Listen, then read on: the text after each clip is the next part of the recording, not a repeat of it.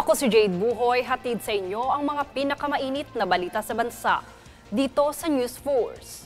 Sa ulo ng mga balita, mga residenteng malapit sa Bulkang Kanlaon pinag-iingat mula sa epekto ng ashfall. Lumalalang kaso ng campus violence sinusolusyonan ng Senado. PBBM, pinangunahan ang pagdiriwang ng Araw ng Kagitingan sa Bataan. Senador Sherwin Gatchalian, hinimok ang DepEd na agarang ipatupad ang GMRC bilang bukod na asignatura. Lalaking ipinasok ang motorsiklo sa simbahan sa Batangas, arestado. Barkong may sakay na 20 Pinoy seafarers naharang matapos mahuling may kargang cocaine sa South Korea. Patas at pantay na balita, komprehensibong ulat para sa pulso ng masa. Ito ang News Force. Nasa stable condition na si Narcos Mexico actor Manuel Masalva matapos itong medically induced coma dulot ng aggressive bacterial infection na nakuha nito sa Pilipinas. Pagbabahagi ng manager nito 2 araw matapos ang trip ng aktor sa bansa nang makaranas ito ng internal discomfort at pain, na ay lalo pang lumalala ang nararamdamang sakit kada araw. Agad namang sumailalim sa emergency operation si Masalva matapos madiskubre ng mga doktor ang bacterial infection at kinailangan itong ilagay sa medically induced coma matapos umabot ang impeksyon sa kanyang baga. Samantala, nakikipag-ugnayan naman ang Department of Health sa dalawang bansa kung saan nagpakonsulta ang aktor upang matukoy ang bacterial illness na nakuha nito sa Pilipinas. At pagtitiyak naman ng DOH, walang dapat ikabahala ang publiko. Samantala, pinag-iingat ng DOH mula sa posibleng masamang epekto ng ashfall sa kanilang kalusugan ang mga residente sa Negros Island na malapit sa Bulkang Kanlaon.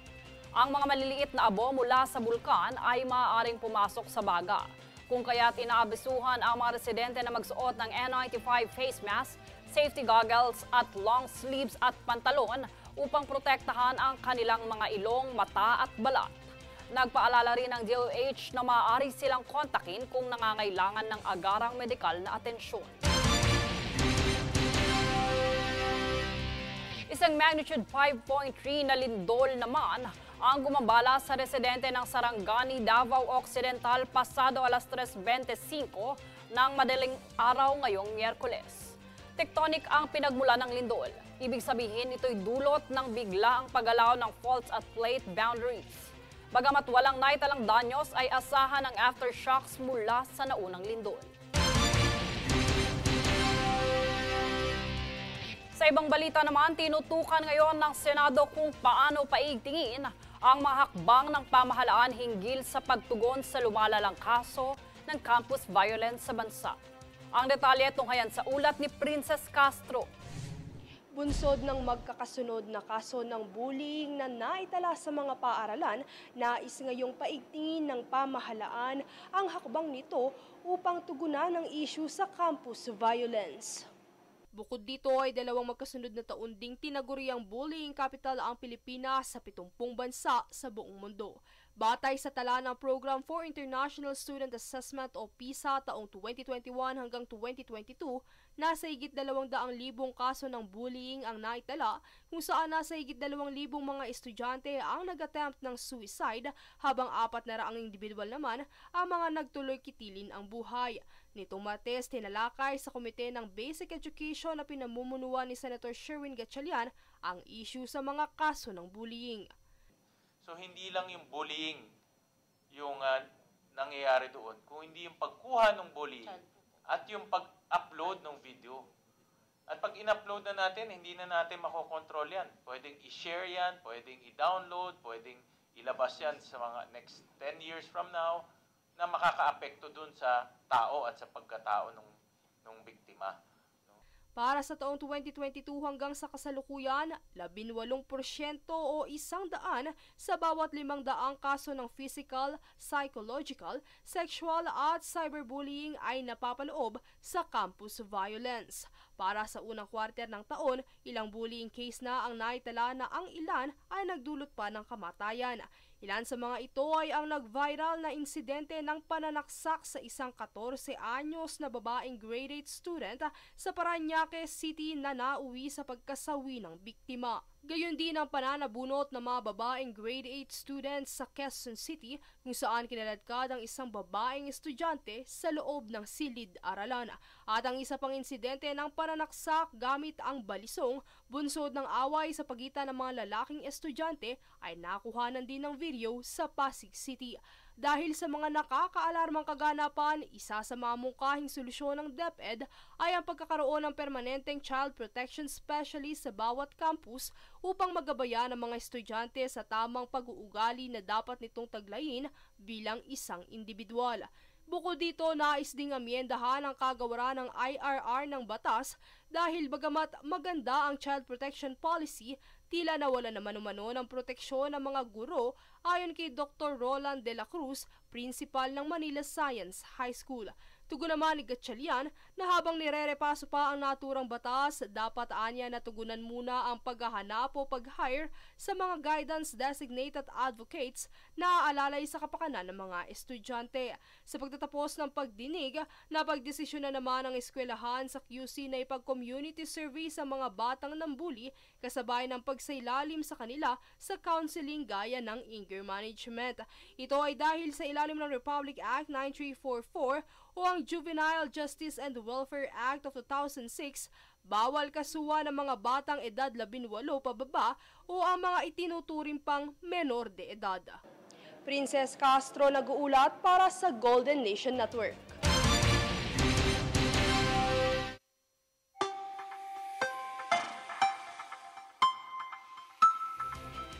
Nagbabala ang Philippine Atmospheric Geophysical and Astronomical Services Administration o pag-asa sa publiko na mag-ingat sa mainit na panahon kasabay ng paggunita ng araw ng kagitingan. Ito ay dahil nasa 16 na lugar ang makakaranas ngayon ng danger level na heat index. Nakatala sa inyong screen ang mga lugar na makakaranas ng 42 hanggang 44 degrees Celsius na init ngayong araw.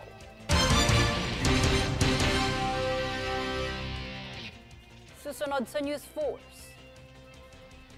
DepEd at DICT, pinagtitibay ang programa sa mga paraan upang kumita ng pera online ang mga mag-aaral.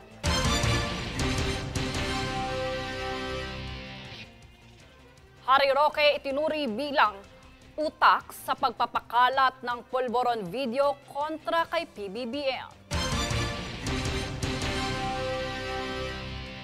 PBBM pinangunahan ang pagdiriwang ng Araw ng Kagitingan sa Bataan. Manatiling nakatutok para sa higit pang mga balita sa pagbabalik ng News Force.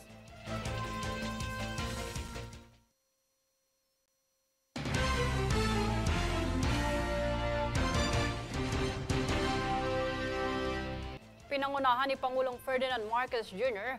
ang pagbibigay pugay sa mga veteranong bayani bilang pagdiriwang ng Araw ng Kagitingan sa Mount Samat Shrine sa Pilar, Bataan. Sa temang kabayanihan ng veterano sandigan ng kanlaran ng Bagong Pilipinas, kinilala ni Pangulong Marcos ang patuloy na pagbibigay inspirasyon ng kabayanihan ng mga veteranong bayani sa publiko. Panawagan ni Marcos, patuloy na isabuhay ang legasiyang iniwan ng mga bayani sa pamamagitan ng paggawa ng mabuti para sa kapakanan ng mamamayang Pilipino. Makikipag-ugnayan naman ang Department of Education o DepEd at Department of Information and Communications Technology o DICT sa Republic Asia at iAcademy para sa pagprograma na magtuturo sa mga mag-aaral na kumita ng pera mula sa mga social media platforms. Ilan lamang dito ay paraan upang kumita ang mga mag-aaral bilang content creators, social media managers at virtual assistants. Layo nitong maisulong ang digital transformation sa pamamagitan ng paglaganap ng kaalaman na maaaring pagkakitaan sa cyberspace. Samantala, sa ikinasang pagdinig ni Committee on Basic Education Chair Sherwin Gatchalian, hinimok niya ang Department of Education o DepEd na agarang ipatupad ang Good Moral and Right Conduct o GMRC o edukasyong pagpapakatao bilang hiwalay na asignatura para sa grades 1 to 6 at incorporated naman para sa junior at senior high school.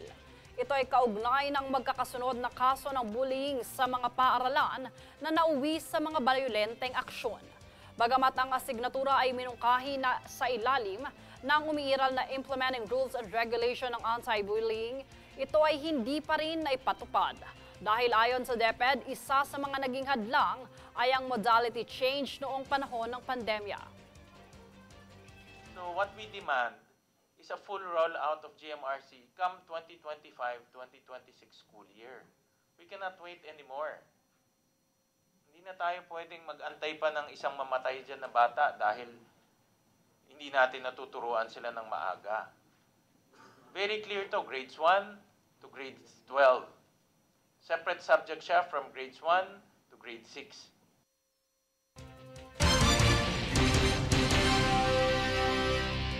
Inutos naman ng House TRICOM ang pagkulong sa 4 na personalidad sa social media matapos ang pagtangging humarap sa pagdinig kaugnay ng issue ng online disinformation.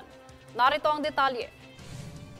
Matapos ang kamakailang pagdinig, cited for contempt ang 4 na kilalang personalidad sa social media na sina Sas Rogando Sasot, Lorraine Badoy Partosa, Jeffrey Celis at Mark Lopez ng House TRICOM. Matapos silang mabigong dumalo sa Kamara ukol sa investigasyon ng issue sa fake news. Ayon kay Abang Lingkod, Representative Stephen Paduano, paulit-ulit na pinadalhan ng sabina sina Sasot, Badoy at Celis ngunit patuloy silang hindi sumipot. Dahil dito pinag-utos ng komite ang kanilang pagkakulong sa loob ng Kamara hanggat hindi natatapos ang investigasyon. Bagamat dumalo naman si Mark Lopez sa isang pagdinig, ay sinita dahil sa kanyang mga public statements na anilay bumabatikos at sumisira sa integridad ng komite.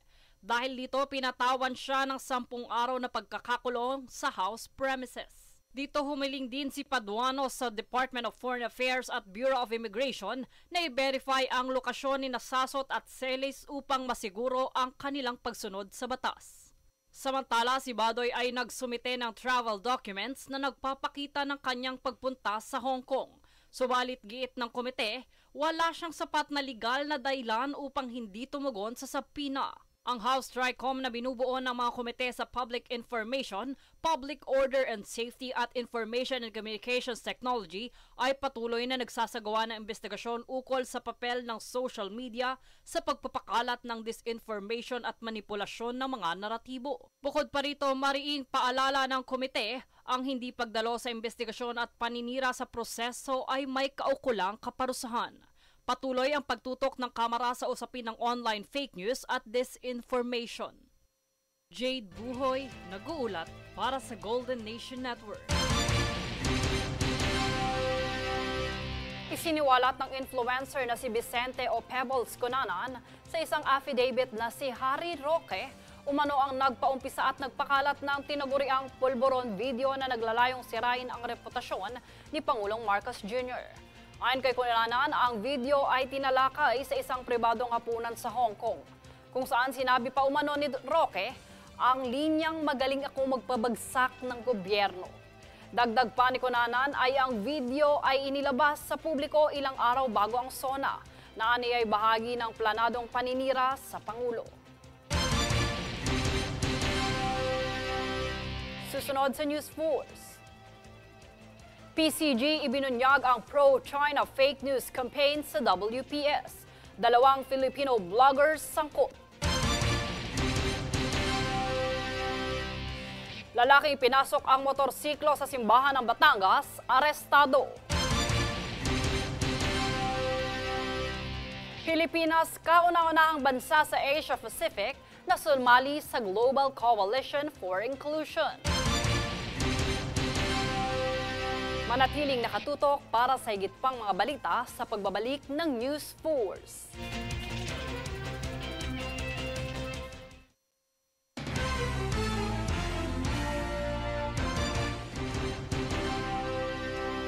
Arestado ang isang lalaki sa bayan ng Taal, Batangas matapos nitong lapastanganin ang isang simbahan.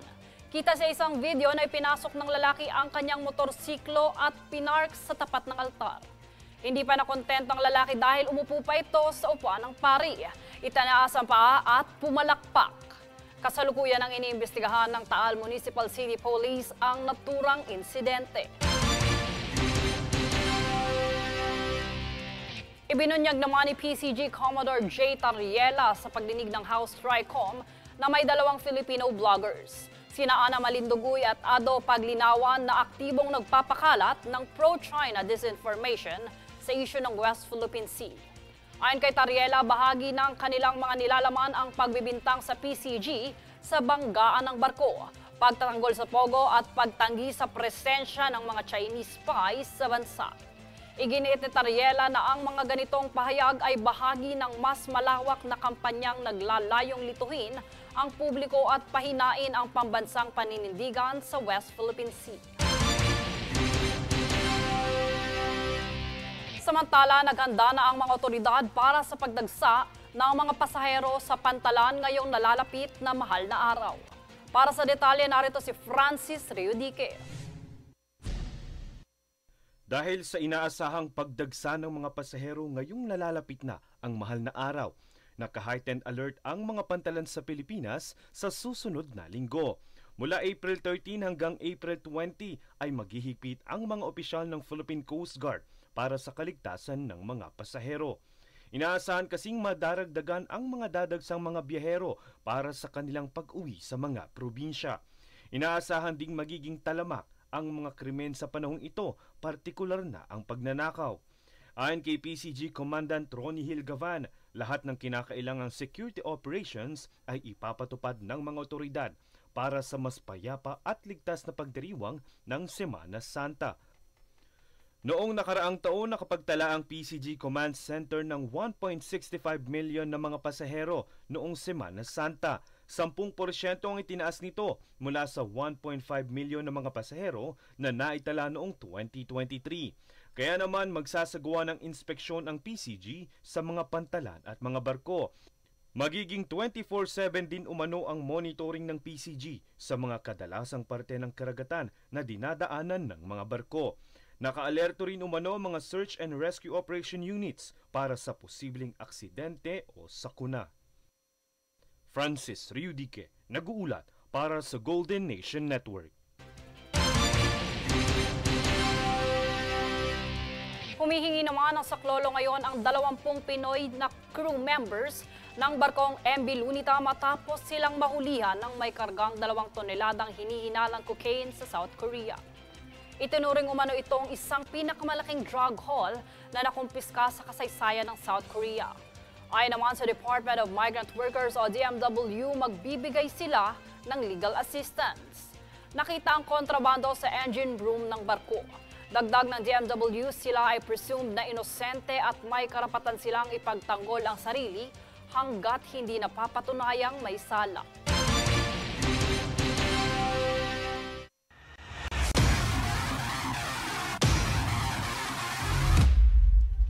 Alinsunod sa layuning isulong ang inclusive sports sa educational framework ng bansa, sumali ang Pilipinas bilang kauna-unahang bansa mula sa rehiyon ng Asia-Pacific sa inisyatibang Global Coalition for Inclusion na binubuo ng 21 bansa sa buong mundo. Kasabay nito ay lumagda ng isang Memorandum of Understanding ang Special Olympics Pilipinas at Department of Education upang sanayin ang humigit kumulang 50,000 mag-aaral sa basic education at humigit kumulang 2,000 educators na magsanay sa epektibong pagpapatupad ng inisyatiba sa loob ng paaralan. Ang seremonya ay pinangunahan ni Education Secretary Sonny Angara at Special Olympics Pilipinas President Akiko Thompson Guevara na ginanap sa Philippine School for the Deaf sa Pasay, katuwang ang LGU, Milk Brand at Philippine Sports Commission. At narito ang recap ng mga nagbabagang balita ngayon. Sa ulo ng mga balita, mga residenteng malapit sa Bulkang Kanlaon pinag-iingat mula sa epekto ng ashfall. Lumalalang kaso ng campus violence sinusolusyonan ng Senado. PBBM, pinangunahan ang pagdiriwang ng Araw ng Kagitingan sa Bataan. Senador Sherwin Gatchalian, hinimok ang DepEd na agarang ipatupad ang GMRC bilang bukod na asignatura. Lalaking ipinasok ang motorsiklo sa simbahan sa Batangas, arestado.